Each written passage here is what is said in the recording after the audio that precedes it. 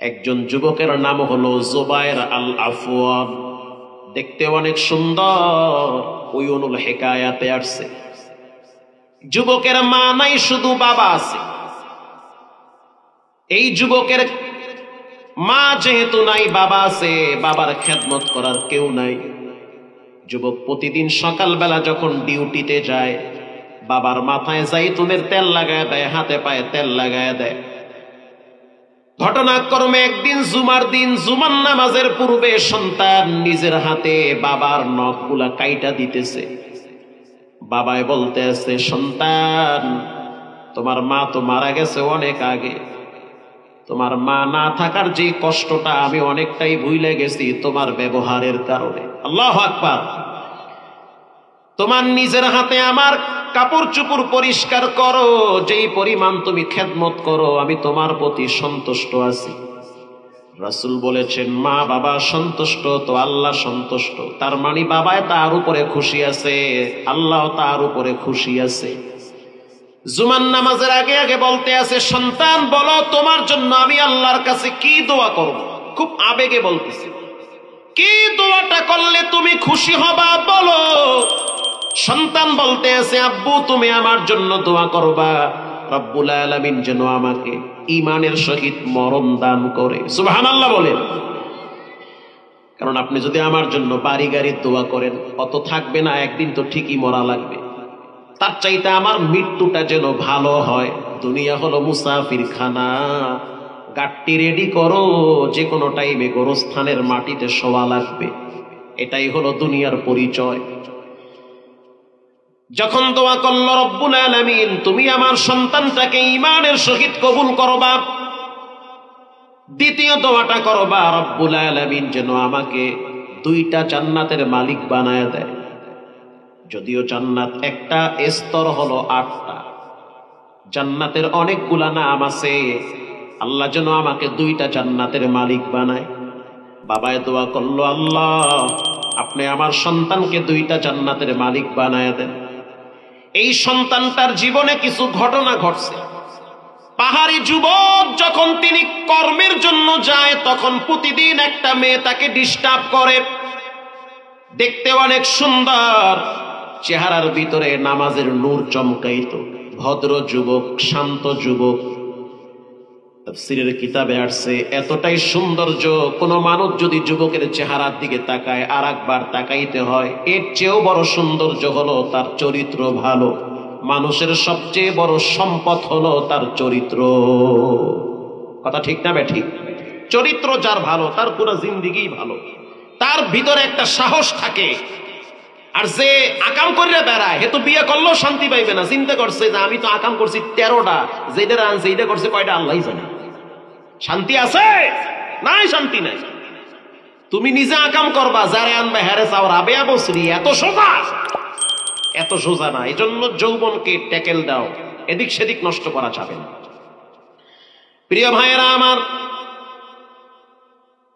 একদিন আর 2 দিন না, কয়েকদিন পর্যন্ত মেয়েটা যখন তাকে বারবার প্রস্তাব দেয়, যুবক স্পষ্ট জানায় দেয়, ইন্নী আখাফুল্লাহ, আমি একজন রে ভয় পাই। তিনি হলেন কে? আমার আব্বা আছে, তোমার আব্বারে পাঠাও, প্রস্তাব দাও, আমি রাজি আছি, অসুবিধা নাই। কিন্তু আমি তোমার বাবাকে বলবো যে যেই মেয়ে রাস্তায় আইসা ডাইরেক্ট আমারে প্রস্তাব দিতে পারে, নিঃসন্দেহে এ ভদ্র মেয়ে হতে পারে না। তোমার লজ্জা নাই? তোমার শরম নাই? তোমার লজ্জা নাই? তুমি রাস্তায় এসে আমাকে প্রস্তাব দিলা যে আমি তোমার সাথে পার্সোনাল সময় কাটাতে চাই। আমি পছন্দ করি না তোমাকে, তোমার এই আচরণ। আমি চাই আমার স্ত্রী হবে দিনদার, যে থাকবে লজ্জাশীল, যার চরিত্র আর ক্যারেক্টার থেকে ফুলের চেয়েও চমৎকার ঘেরান বের হবে। কথা ঠিক না বেঠিক? একজন নারীর কাছে সবচেয়ে বড় উপহার কি স্বামীর পক্ষ থেকে জানেন? একজন স্ত্রীর কাছে স্বামীর পক্ষ থেকে সবচেয়ে বড় উপহার হলো যে তার স্বামী পরনারীর থেকে নিজেকে হেফাজত করে। কথা কর না? একজন স্ত্রীর জন্য সবচেয়ে বড় গিফট স্বামীর পক্ষ থেকে হলো সে তার স্বামী তার দৃষ্টিকে পরনারীর থেকে সেভ করে রাখে। তার মানে তার চোখ হালাল স্ত্রীর দিকে চায়, কোনো পরনারীর দিকে চায় না। এটা হলো একজন নারীর কাছে সবচেয়ে স্বামীর পক্ষ থেকে বড় গিফট। প্রিয় ভাইয়েরা আমার, ঘটনাক্রমে একদিন ওই মেয়েটা যুবককে যখন বারবার প্রস্তাব দেওয়ার পরে রাজি হয় না, ঘটনাক্রমে একদিন মেয়েটা বলল, যদি রাজি না হও তাহলে কিন্তু আমি চিৎকার মেরে বলবো তুমি আজকে আমাকে এমন জায়গায় আটকায় রাখছো যেখানে তুমি অপকর্ম করতে চাও। যুবক বলল, ইন্না লিল্লাহি, এটা কেমন কথা? আরবের মানুষ, পাহাড়ি অঞ্চল, এমনও পাথর আছে যেই পাথরটা আপনার ঘরের চেয়েও বড়।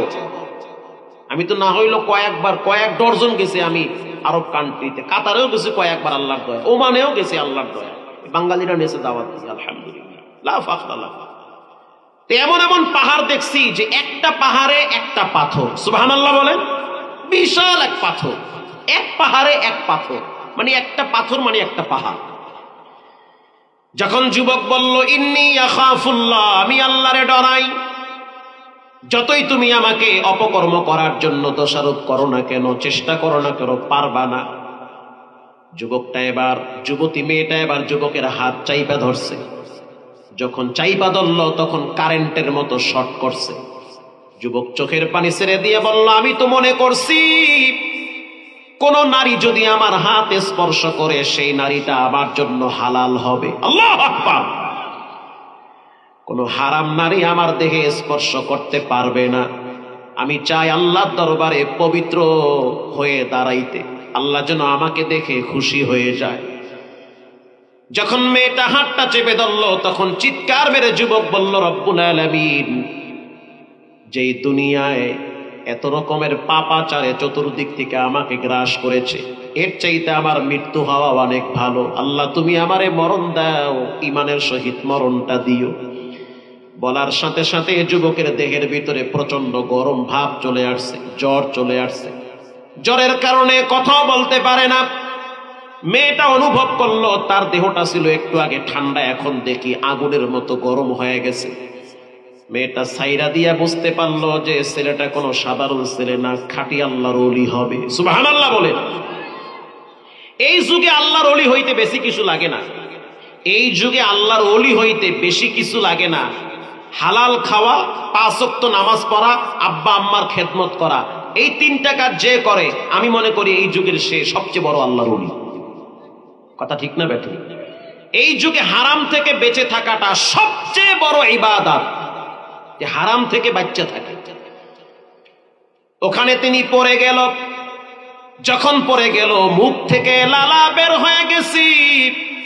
এলাকার মানুষগুলো আইসা তার পাশে জড়ো হয়ে গেছে। যখন তার পাশে জড়ো হয়ে গেল তখন তার মুখ থেকে কালেমায়ে শাহাদাত বের হচ্ছে, আশহাদু আল্লা ইলাহা ইল্লাল্লাহু ওয়া আশহাদু আন্না মুহাম্মাদান আবদুহু ওয়া রাসূলুহু। নারায়ে তাকবীর। এটা যখন বের হয়ে গেল চেহারা হলুদ হয়ে গেছে। এই জান্নাতি যুবক শুয়ে আছে। যুবকের বাবারে খবর দেওয়া হয়, তোমার সন্তান জুবায়ের আল আফওয়ান বিদায় হইছে, লাশ দাফন করা লাগবে, আসো। বাবা লাঠিতে ভর দিয়া দিয়া চলে আসছে। গোসল করানো হইছে। লাশটারে যখন কবরে রাখবে বাবাই নিজে কবরে নামছে।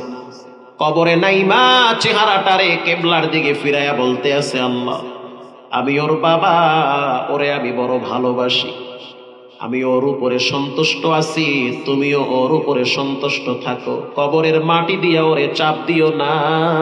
আল্লাহু আকবার। ওরে শাস্তি দিও না। আমি জানি কবরের শাস্তি কঠিন শাস্তি, কবরের আযাব ভয়ঙ্কর আযাব। রাসূল বলেছেন, আও হুফরাতুম মিন হুফারিন নার, কবর কারো জন্য জাহান্নামের গর্ত হয়ে যাবে। আয় আল্লাহ, তুমি আমার সন্তানটারে বাঁচাও। এটা বলে আর চোখের পানি ছেড়ে কাঁদে। এলাকার মানুষ বলল, লম্বা টাইম কবরে থাকা যাবে না। বাপ তো বুঝছি আবেগ ভালোবাসা বেড়ে গেছে, উইঠা যান। উইঠা গেছে, দাফন হয়ে গেছে, চলে গেল ফজরের টাইমে মসজিদে নববীতে। গিয়া দেখতে আছে হযরত ওমর রাদিয়াল্লাহু তাআলা আনহু, তার ইমামতি চলতেছে। প্রথম রাকাতে তেলাওয়াত করলো সূরা মুলুক, দ্বিতীয় রাকাতে তেলাওয়াত করলো সূরা হুমাযা। ওয়াইলুল লিকুল্লি হুমাযাতিল লুমাযা আল্লাযী জামাআ মালান ওয়া আদ্দাদাহু ইয়াহসাবু আন্না মালাহু আখলাদা কাল্লা লায়ুনবাযান্না ফিল হুতামা ওয়া মা আদরাকা মাল হুতামা